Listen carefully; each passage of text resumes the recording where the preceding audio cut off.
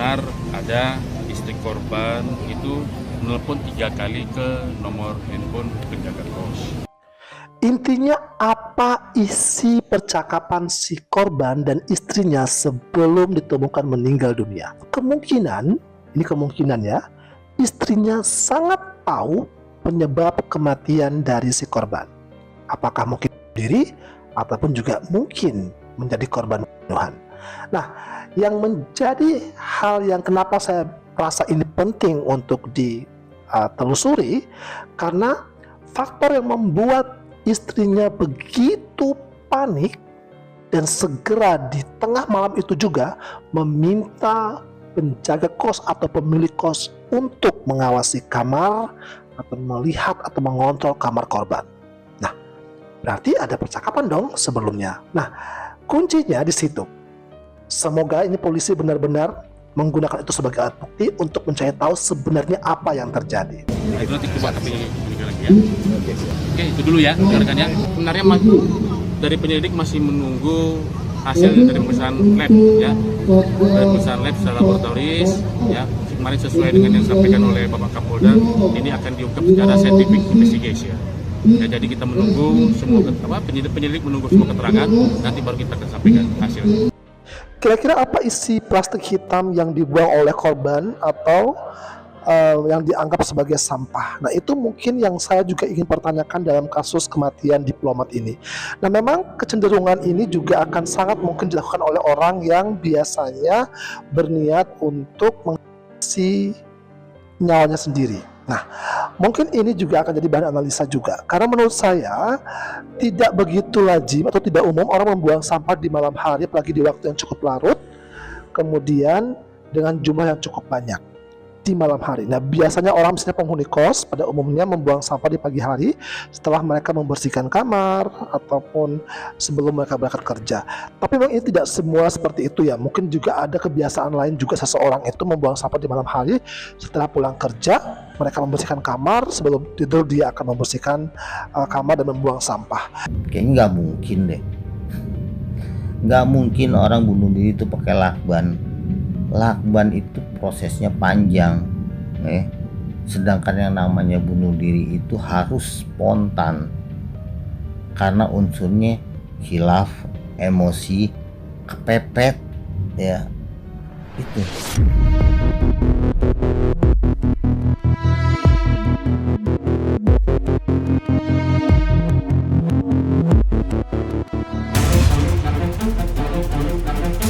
Sekali lagi kami ingin menyampaikan yang di Polda Jabar itu pelapornya bukan Pak Ridwan Kamil dan bukan dari pihak dari Pak Ridwan Kamil, itu masyarakat.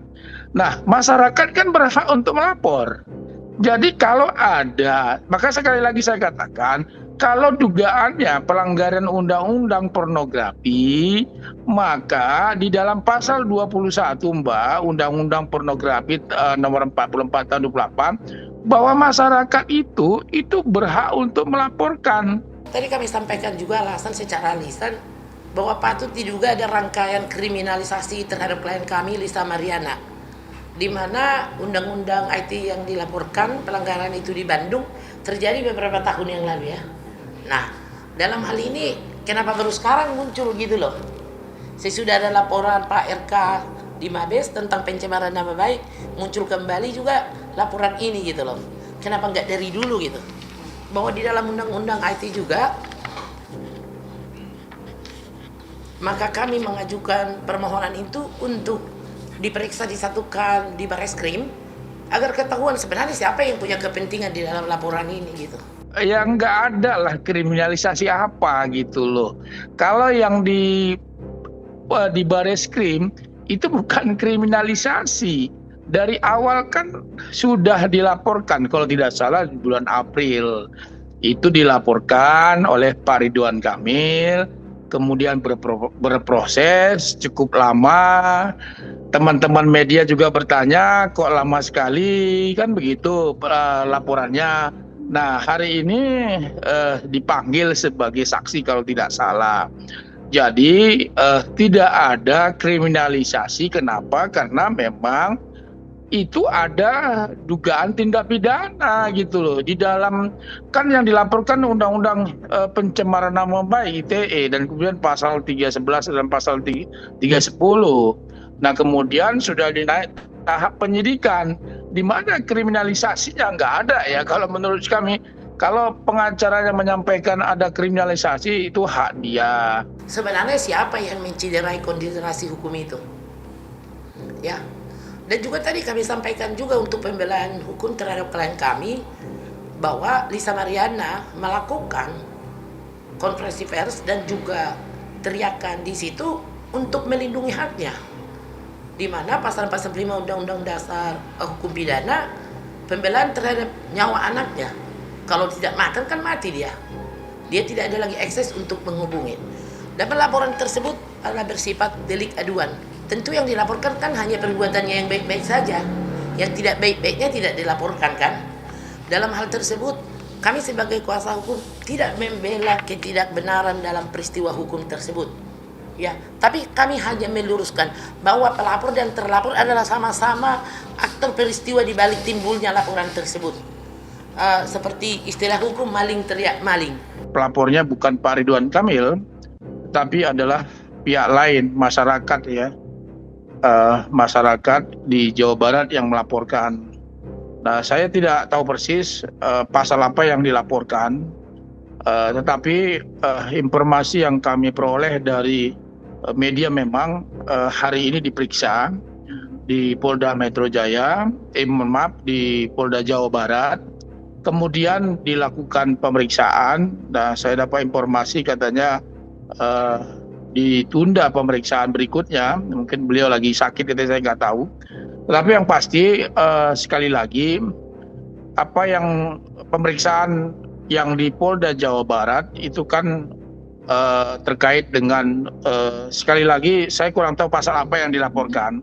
Kalau itu pasal yang dilaporkan mengenai undang-undang pornografi, maka sekali lagi saya hanya menyampaikan saja masyarakat itu berhak untuk melaporkan. Jadi untuk pemeriksaan Lisa Mariana, kami tadi sudah menyampaikan ke Barreskrim karena besok akan menghadiri pemeriksaan Polda Metro Jaya terkait dengan pelanggaran undang-undang IT, dan kita mohonkan juga kepada Kapolri dan Biro Warsidik dan juga kepada Propam untuk diperiksa juga apa kepentingan daripada pelaporan ini terhadap Lisa Mariana. Itu kan video kan sudah lama banget ya, 5 tahun lah maunya ya.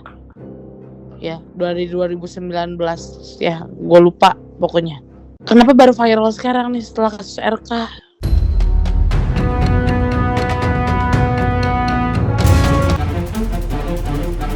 Malam ini menyampaikan sebetulnya tadi ya, saya mendapatkan amanah dari Nikita Mirzani supaya saya mencabut gugatan lawan prestasi karena dia ingin konsentrasi di perkara pidananya. Oleh karena itu, sesuai dengan amanah yang diberikan, maka saya berkirim surat secara resmi ke Pengadilan Negeri Jakarta Selatan kepada Majelis Hakim ini secara resmi.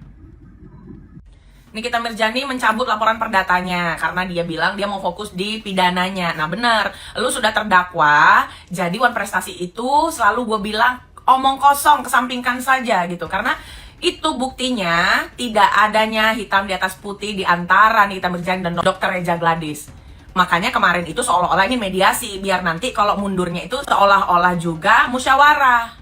Kan malu kalau dicabut laporan, nggak taunya Dr. Reza Gladys yang nggak datang, jadi terpaksalah mencabut laporan dikarenakan ingin fokus ke pidana. Analisa gue untuk sidang ke depan itu adalah hakim menolak eksepsi, lalu Nikita Mirzani pembuktian di sana beserta Dr. Reza Gladys dan Oki dan Samira begitu. Dan pada akhirnya mungkin Nikita Mirzani akan divonis dan dia tahu itu. Dan kalau misalnya itu terjadi, kalau dia belum mencabut perdata itu, dia akan bisa dituntut balik.